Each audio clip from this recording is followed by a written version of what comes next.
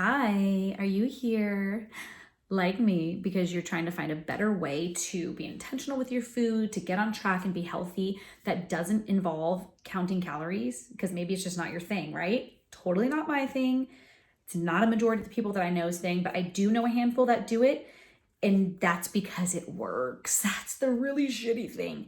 Counting calories works. It's just not fun. So in this video, I am going to tell you why it works, but also why I don't do it anymore, why I stopped doing it, why I will never go back to doing it. And if you hang with me through this video, I'm also going to tell you what that you can do instead, the things that I've tried personally, things that I know other people are doing to help trim up and to stop worrying about what you're eating all day long, because that becomes exhausting and mentally takes a toll on you. I'm sure you can understand it if you're here watching this video. And honestly, what I'm going to share with you, these few tips, they may sound crazy until you actually try it. So let's start by talking about what a calorie is. So a calorie is basically the energy that is contained in your food. So you know that if you eat something that has 2,000 calories in one meal, you have 2,000 calories worth of energy that your body needs to figure out how to expend. Otherwise, if you don't burn that off, your body's going to store it. Generally, it stores it in the form of fat.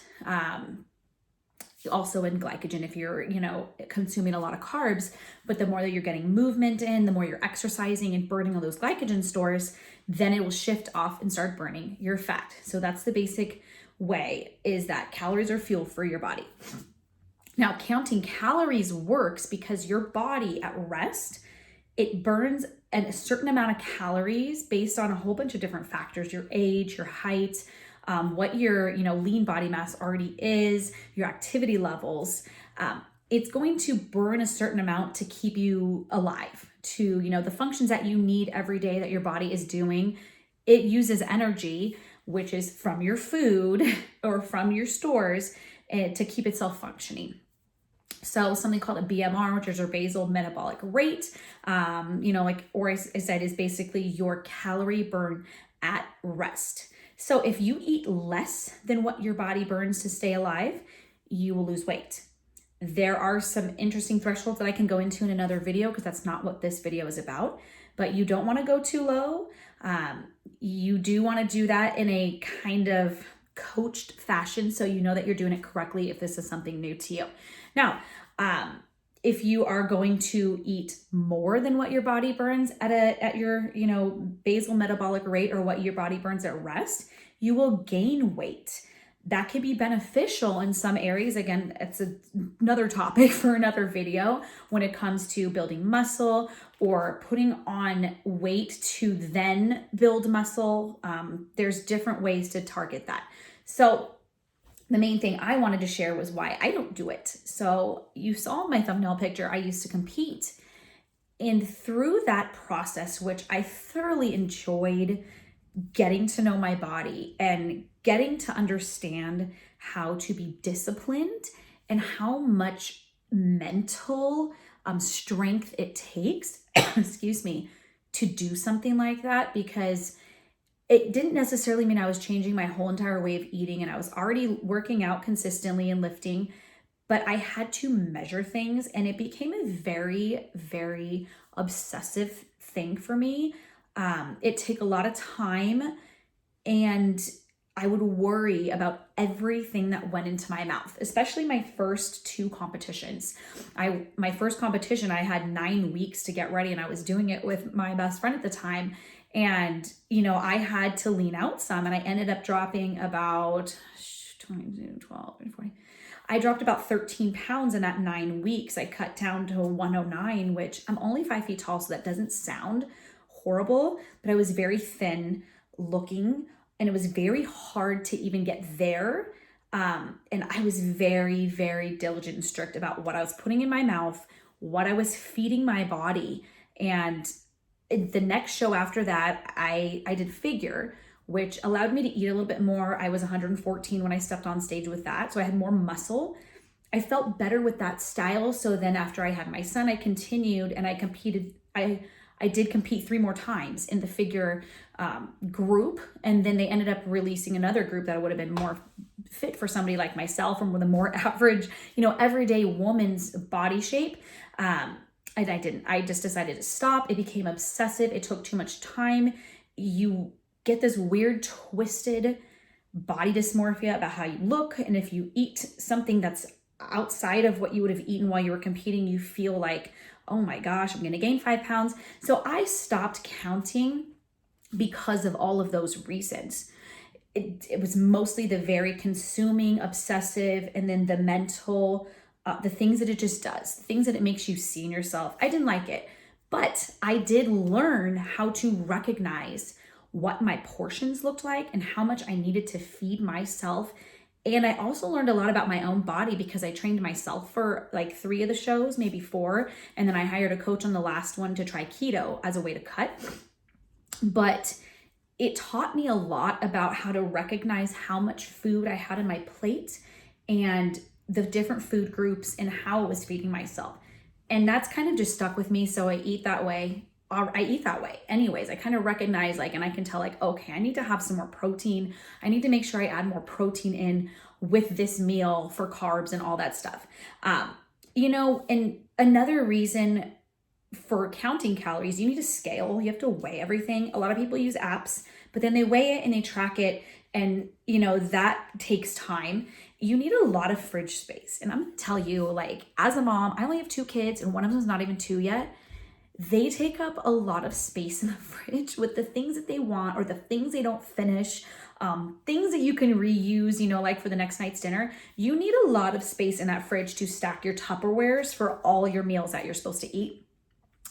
You need an extra 2 to 3 hours, every 3 days is what it was taking me to prep, because I didn't do a weekly prep, which would take probably 4 hours with all the cooking and all the weighing and the packing. I didn't have that time, especially when my son was young and I was competing. So I broke it up into 2 prep days, and I just didn't like the taste of the food by the end of the week. So I did it in 2 days, but it took me about 3 hours each time. And then, the biggest thing about counting calories and measuring all your food is when you have kids, half the time, no, I would probably say 75% of the time, they're not going to eat what it is that you're going to eat. Am I right? What kid is going to eat a boiled or grilled chicken breast? Some do. And believe me, I used to feed my son, when he was small, and he won't eat any of that stuff now. And right now my daughter loves broccoli, but they won't eat fresh green beans. They'll eat canned. So it's they're so picky, and you're going to end up cooking all this food for yourself.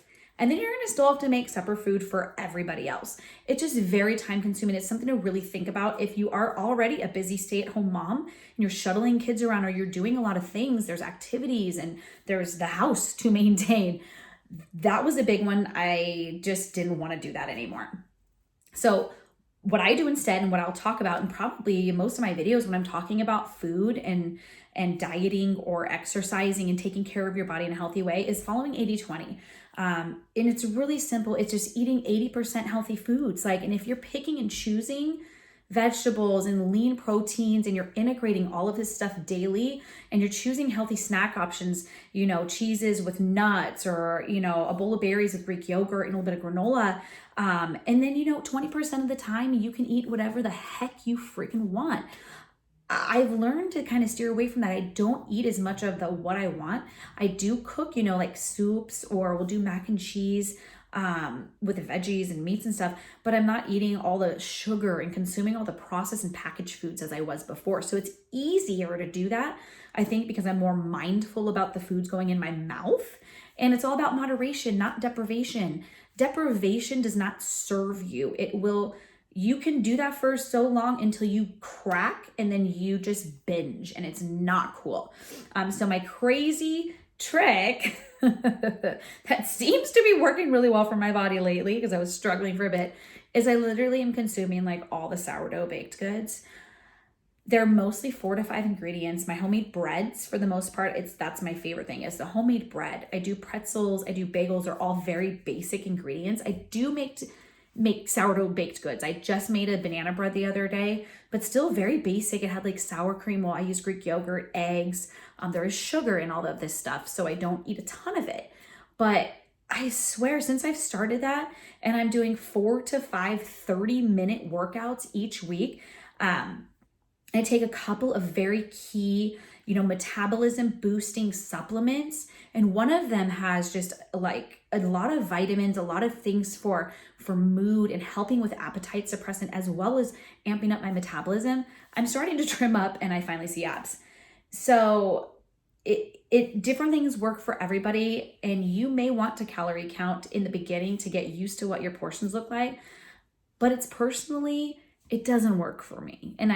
And for most moms, I think they worry about trying different ways of eating. But I'm telling you, I've started eating all the sourdough and I'm starting to trim up. It's crazy. It's whack. So hope that you enjoyed this video. I hope that you found value. Please check the description. I will put a couple of these tips in there, as well as links to where I learned to make my sourdough starter, a couple of the recipes that I love to use for homemade bread. The kids love it too, and it's so soft and there's no preservatives, great ingredients. And then I'll also link that metabolism booster in there that I talked about. Take a peek at the stuff. Please like this video, leave a comment if you got some value, and then don't forget to subscribe to my channel. I'll see you in the next video.